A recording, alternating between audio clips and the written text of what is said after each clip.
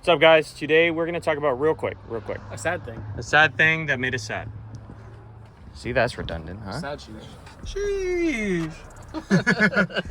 We have some cracking in our dash, as you can see right here. It's a very sad day indeed. There's a crack here. There's a crack here. And it's like there's a little bit of that stickiness that you hear about G dashes. And I think there's some cracking on the left side too, up high. But this is easier to see. Yeah. So you would think that after like 2008, that Nissan would have figured out a way to make a dashboard that no longer cracks, because you know it's like infamous on the 240SX and stuff like that. The FC is. I'm actually gonna, just because it's super hot in there, I'm gonna roll the windows down. But basically, you would think that that is something that they would do, but no, these dashes do crack. We're gonna talk about ways to prevent your dash from cracking as long as possible, and what to do. If your dash does crack and you do want to cover it up. Now, the first thing you can do, which is something we didn't do, is try to park your dash away from the sun as much as possible. I have noticed that the cracks got worse on days that I would come here and I would park in front because we didn't need the car for whatever, and I would leave it facing the sun almost all day, even with like the windows up.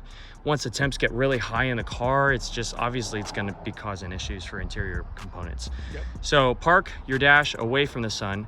Put a sunshade on your dash if you can. That'll keep it from cracking. That's kind of a common thing that, you know, people should know about. There is a company on that note. I'll look it up while you're doing the rest. Yeah. There's a company that makes a nicely fitted, proper for your car sunshade. Don't get like a cheapy garbage reflective thingy. Yeah. You want to buy a good sunshade. I'll look it up. There are companies that are now creating custom cut windshield tint things that you can slip over to make your thing look really cool if you park it all day. That's cool if you want. This is like kind of an option. It's not something that I would bother with doing, because it's like, where would you covercraft? But like, where would you put this like big tinted windshield thing while you were like driving the car? Oh, the slip-in ones, right? Yeah. It makes it look like a mirrored windshield. I'm gonna go look and see, but Covercraft ones are very nice. They are made specifically to your vehicle. They're not too expensive either. Yeah, $84 is not too bad. And that's for F-150 or whatever. Now, nice. I know people who have them. We have one for the Fit. Oh, cool. Okay. They are money. Now, the other two options, one is going to overlap as a form of protection and also an option to cover your cracks.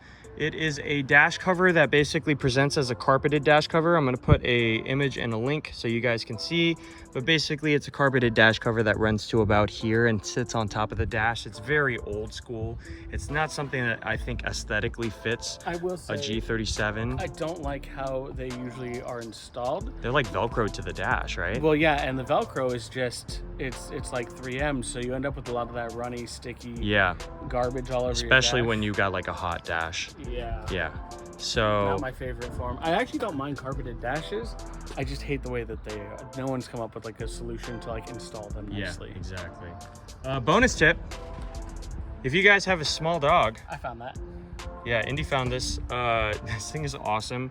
We have a little dog that she was in the seat and it would be low. She couldn't see out the window, so we got her this high seat. It's got a storage bin.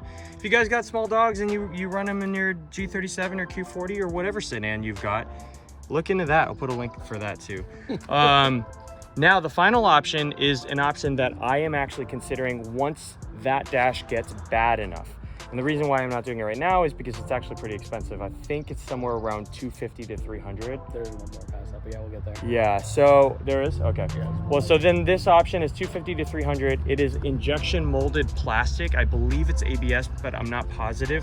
It's been a while since I've looked at it. But the interesting thing about this option is that it covers the entire dash.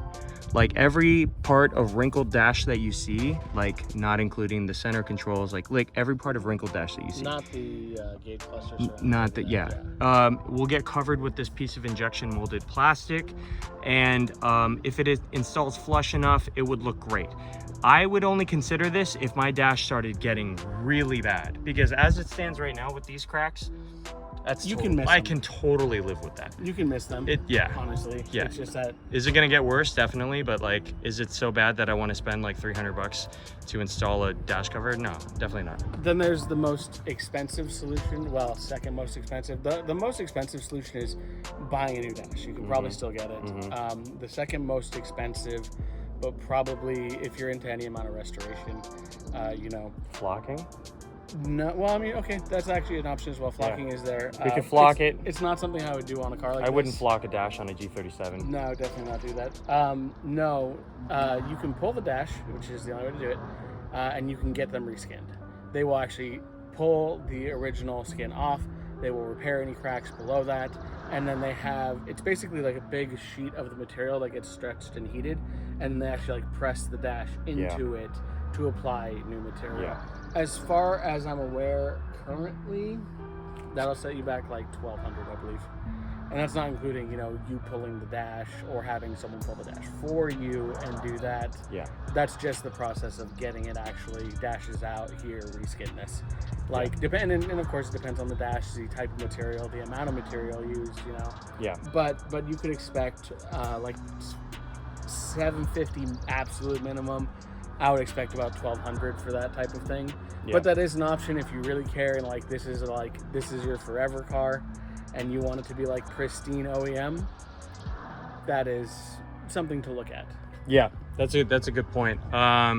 So we've presented you basically with the lowest to the highest. Yeah, from the lowest to the highest. That carpet option, I want to say it's only like $100. Yeah, give or take, give or take $20, yeah. $50. It's pretty cheap. The injection molded plastic, you know, is the only problem with those, because I have them on the 280 and the 240. The ones carpet? No, the injection molded. The one on the 280 in particular, it is not a good one, so it lifted on the it warped from area. the heat. Yeah, it warped from the heat. The one on the 240 is a much better quality. It's called a dash cap. And the one on the 240 is actually very nice. Yeah, like it's very nice, it's very clean, it looks good.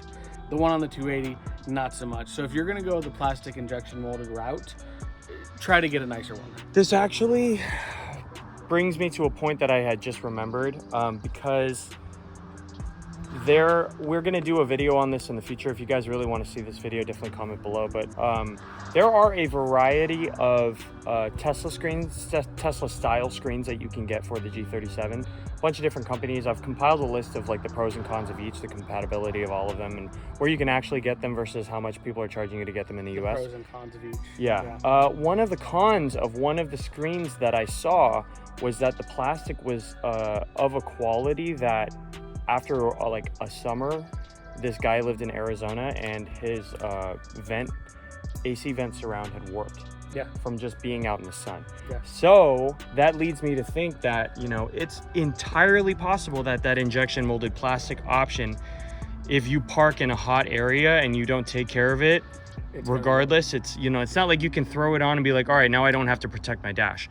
You're probably still going to have to take steps to protect that thing. Otherwise, it's going to lift at the corners, like Indy said, and it's going to warp. Like so the 281 is horrible. It is really bad, and that one's garbage. The 241 really nice. Granted, it sits in the garage, but like there's still a clear difference between the two. For sure. So that's going to do it for our video. Quick breakdown of like how you can protect your dash and what options you have in order to. And I guess real quick, in protecting your dash. Use proper car care materials. Never use rubbing alcohol. Don't use Armor All. Yeah. I was glossing over your alcohol because I know that's what happened here, but we're gonna gloss that. Use good product. Griot's is really nice. Shine Supply, stuff like that. There's like a Meguiar's conditioner that you have, right? Yeah, I have the Meguiar's Natural Shine, which I've been using for a long time and works great. Yeah. You know, so make sure you're putting a UV protectant on there, just not a bad one. Yeah. Do some research on it, you know. Yeah. Armor All is bad. It'll leave streaks and dry your shit out. So, and it's super oily once it's on. And it gathers a lot of dirt. Yeah. It's like you might as well spray WD-40 on your dash. Yeah, pretty much. So that's going to do it for our dash video, how to protect it, how to take care of it, what options you have if it's cracked, and let us know what you guys thought of the video in the comments down below. And if you like the video, please make sure to like, subscribe, ring the notification bell, and we'll see you in the next one. We appreciate you. And not our cracked dash.